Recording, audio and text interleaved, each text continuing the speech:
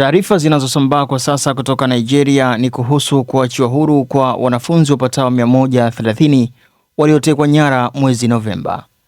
Mamlaka nchini humo zimethibitisha kuokolewa kwa wanafunzi hao, ambapo msemaji wa ikulu alitoa taarifa hiyo kupitia mtandao wake wa X bila kufafanua mbinu zilizotumiwa kufanikisha hatua hiyo.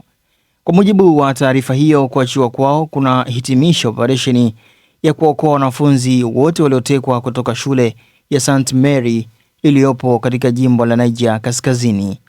Kwa miaka ya hivi karibuni, Nigeria imekumbwa na wimbi la utekaji nyara unaofanywa na vikundi vya wanamgambo wa itikadi kali na magenge ya uhalifu, mara nyingi kwa lengo la kupata fedha kupitia fidia.